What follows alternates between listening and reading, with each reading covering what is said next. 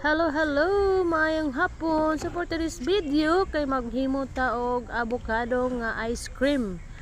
Kanang avocado guys, ato nang i-blender himo na tong ice cream flavor. So ato nang i-blender guys. So mo na akong gihiwa-hiwa na siya guys, kay ako na siyang butangan og condense. So guys, kulangan napantay akong istagolan na guys Nestle cream or basta cream.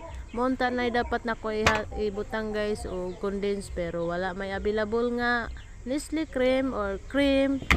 So kana lang sang kuan kanang condense. So mao nang ako na din nang gisulod diya sa blender guys o kay aron madugmok gid sag maayaw para mura na gid taon sa ice cream. So lami kay na siya guys. So mao na humana na tanan guys. So tanawa. So ato na siyang i-blender. So lami kay na labo kay siya nga avocado guys. Hinatag din na siya no. So salamat kay sa naghatag. So butang na nato ang condense. So, wala ko gihurot guys kay perti namang tamisan no, og gihurot pa nato na siya no. So ato nang gibilin kay arong nasa tay kuan pohon. So tanaw guys, ako na siya gi-blender guys.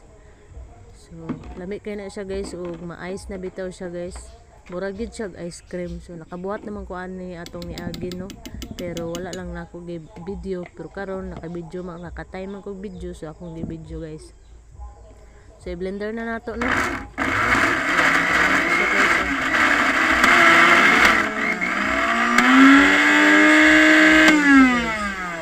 Pagkaugma din na mo, dahil na mura na din siya kuhan. So mao na ang finish guys. O tanawa. Humana siya og blender. So isulod din na nato diha sa balunan no.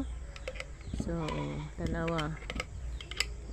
Butang nato na siya guys, kaya ato din ang ibutang sa freezer. Dayon ice cream na gid siya ang finished product guys. Kaya lami kay na siya guys, lami jud kay as in lami, masustansya kayo. So mo dai ni ang finished product guys no. Tanawa. Ato na nang isulod sa freezer. Bye, mora to. Bye-bye.